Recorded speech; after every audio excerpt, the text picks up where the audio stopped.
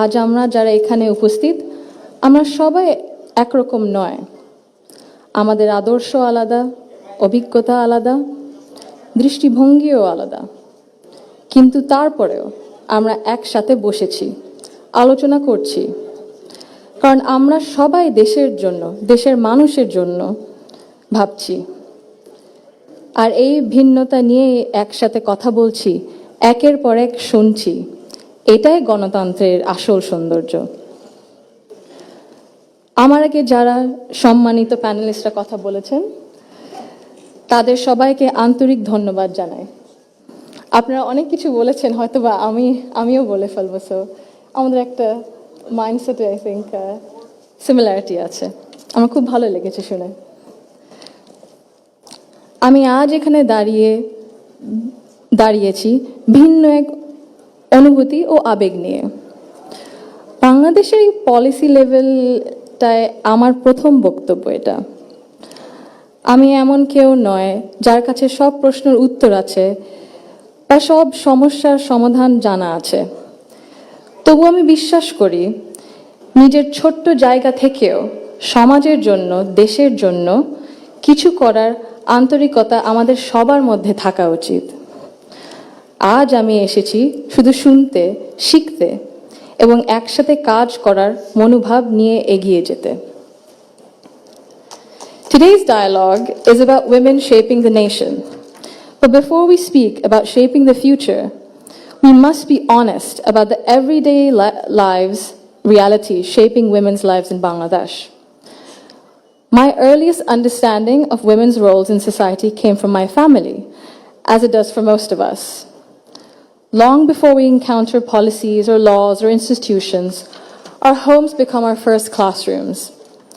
They teach us what is possible, what is acceptable, and what is expected. In my home, certain things were never questioned. It was never questioned whether a woman could pursue an exemplary medical career while raising a family. It was never questioned whether a woman could build a nationwide social welfare organization on her own merit. It was never questioned whether a woman was fit to lead, to command authority in a room full of men. And it was never questioned whether the men in our lives would stand alongside the women in their lives as equals. My mother continued to excel professionally as a cardiologist in government hospitals, often in patriarchal settings, because she had encouragement and support at home to balance both career and family.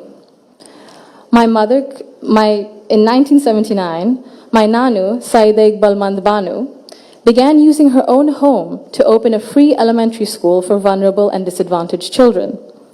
What began as a personal act of care grew into one of the earliest NGOs in Bangladesh, Shurubhi, creating meaningful and lasting change in young people's lives. The belief that women's dignity must be recognized both privately and publicly was also reflected in my grandparents' lives and leadership beyond our family. My grandfather, President Zia Rahman, understood that development was incomplete if women were excluded. He saw women as capable contributors at home, at work, and in public life. And that belief carried into the choices he made as a leader. Under his leadership, the expansion of the garment sector meant millions of women entered formal work for the first time, gaining independence and income.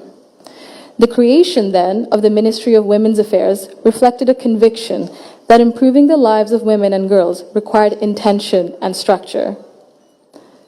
These were not just policy decisions, but they were an extension of the values that he lived by personally. That foundation was carried forward by my grandmother, Begum Khaleda Zia, who understood the transformative power of education that gave women voice, choice, and confidence. Under her leadership, girls' education was treated as a right, not a privilege. Free secondary schooling, alongside programs such as Food for Education, Cash for Education, helped keep millions of girls in schools and change the course of families across the country. Her female secondary school assistance project achieved gender parity for the first time in secondary education and became a model replicated beyond Bangladesh. আমি যদি একটু সময় নিয়ে actually একটা ঘটনা মনে এসেছে দাদুর ব্যাপারে এটা বলতে বলতে দাদু যখন আমাদের সাথে লন্ডনে ছিলেন গত বছর প্রথমের দিকে, উনি যখন এসেছিলেন তখন হাসপাতালে ছিলেন কিছু চিকিৎসার জন্য। ওখানে বিভিন্ন দেশ থেকে নার্স ছিল, ডাক্তার ছিলেন, এবং একটি নার্স ছিলেন নাইজেরিয়া ওয়েস্ট আফ্রিকাতে। আম্মা আব্বা একদিন দাদুকে সকাল সকাল দেখতে গেছিল। তো নার্স তারপরে বললেছে যে, ও আমি তো আপনার মাকে চিনেছি। আম্মু আব্বু বললো, কিভাবে? আপনার মাই প্রথম ইলেক্টেড প্রাইম মিনিস্টার বাংলাদেশের না? আম্মু আব্বু তো অবাক, হ্যাঁ আপনি কিভাবে জানেন? তো নার্স তারপরে বললো যে, আপনাদের যে উনি যে এত কিছু করেছেন এই মেয়েদের শিক্ষার জন্য, specially primary education, food for education, cast for education, এগুলো আমাদের সরকার ওই 35-30 বছর আগে দেখে ইমপ্লিমেন্ট করেছিল।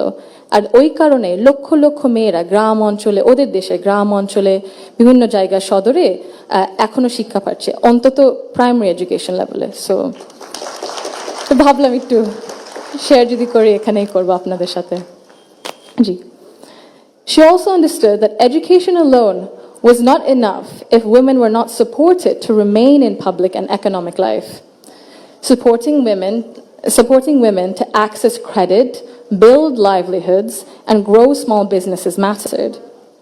So did recognizing the realities of motherhood, of childcare, and that required systems being strengthened around maternity leave and childcare, which she did. That is because women were made to choose between family and participation in the economy. For me, these legacies show the values that I saw both reflected at home and in public. I was privileged to grow up surrounded by exceptional women, confident, capable, and accomplished.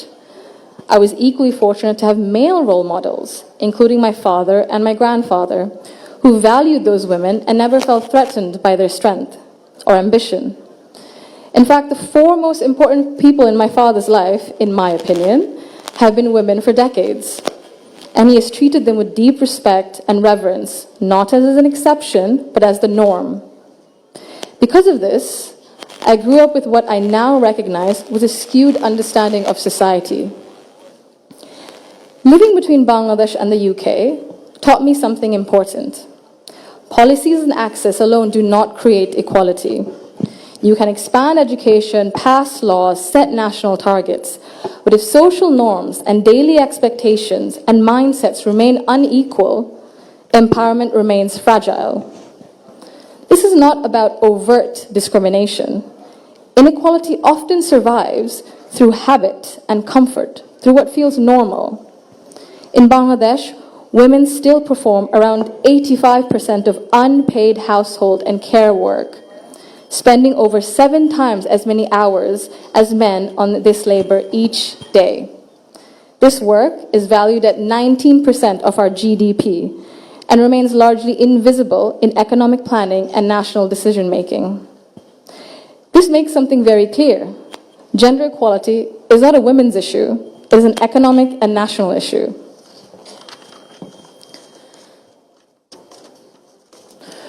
When women carry the bulk of responsibility, their participation in the formal economy suffers. Despite significant gains in girls' education, women's labor force participation in Bangladesh remains below 40% compared to over 80% for men. Women are far more likely to step back from paid work after marriage or childbirth, not because they lack ability or ambition, but because systems assume they will absorb the cost. This imbalance begins early. Girls are expected to adjust their ambitions around family needs, while boys are rarely taught that responsibility and care are shared obligations. Over time, this became structural and progress stalls. Women are already leaders, and many of those leaders are in this room today. Women who have carried institutions, families, movements, and communities forward, generation after generation. Bangladesh's progress bears your fingerprints, even when history has not always said your name out loud. This brings me to a central point. Belief means nothing without action. To the men among us, our fathers, our brothers, our sons, our husbands, our colleagues and friends, your support for women's rights matters. Your celebration of women's success matters, But equality cannot survive on words alone. If systems and expectations continue to rely on women's sacrifice as the default, inequality continues comfortably. Fathers, in particular, I believe, have a unique role in breaking this cycle. I'm an only child, and I never was once made to feel that my parents wished for a son instead. My father once scolded someone for even asking that question. He understood that while I was treated with respect and care at home, the world outside would not always be the same. So he made sure that I could navigate it with confidence. What shaped me were not his speeches, but his consistency. Through his daily choices, he showed me what I should expect from the world. This is how change becomes sustained. When men confront in our lives, in our homes, unconscious bias honestly and model their behavior through respect and action, they create space for women, not just to survive, but to thrive. In Bangladesh, the cost of inaction is visible. Girls' dropout rates sharply rise during adolescence. Women in public life, in leadership, face harsher judgment. In Bangladesh alone, there's a statistic that 78% of women have faced harassment online, primarily from Facebook. Education and opportunity collapse if inequality at home and in mindset remains untouched. And for a country facing climate change, economic and political transition, demographic pressure, Bangladesh cannot afford to sideline half its population through exhaustion and social expectation. When women are welcomed rather than sidelined, they do not only change their own lives, they change the future of their families and the future of the nation. If Bangladesh wants real progress, not symbolic success stories, but sustained national development, then empowerment cannot stop only at classrooms, only in offices or policies. They must reach our homes, our institutions, and our mindsets. And it must be the responsibility of all of us. I thank you all for engaging in an inclusive dialogue today that reflects the true spirit of progress. Thank you.